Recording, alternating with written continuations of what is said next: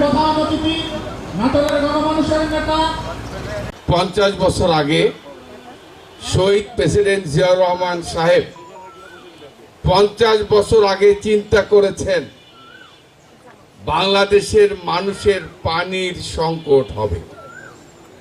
উনি 50 বছর আগে এই খাল কাটার কর্মসূচি গ্রহণ করেছেন। আমার ভাই বোনেরা, আপনারা আমার কথাগুলো একবারে সুন্দর করে শোনার চেষ্টা করবেন, বোঝার চেষ্টা করবেন। 50 বছর আগে জিয়াউর রহমান সাহেব উনি চিন্তা করেছিলেন যে পার্শ্ববর্তী রাষ্ট্র ফারাক্কাবাদ তিস্তাবাদ করে বাংলাদেশের মানুষকে পানির সংকটে ফেলে দিতে পারে। আর এই কথা উনি চিন্তা করে বিশেষ করে উত্তরাঞ্চলের মানুষের, বিশেষ করে আমরা যারা কৃষক, এই যে এখন আমরা ইরি ফসল বড় ফসল শুরু করেছি, আমাদের এখন পানির সংকট দেখা দিয়েছে। নিচের লেয়ারে পানি আসে না, অর্থাৎ ডিপ টিউবওয়েলে পানি পায় না।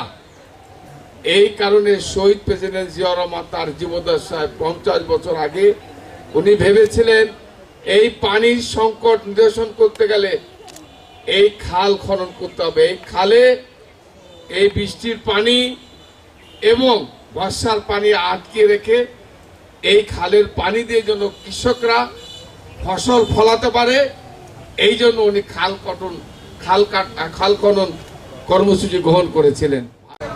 সরকার দলীয় হুইপ জনাব আলহাজ অ্যাডভোকেট রুহুল কুদ্দুস তালুকদার অনুরোধ করছি, দোকানপাটে রাস্তাঘাটে বিশ্ববিদ্যালয় এখনো যারা আস্তে আস্তে আস্তে বয়স হয়েছে।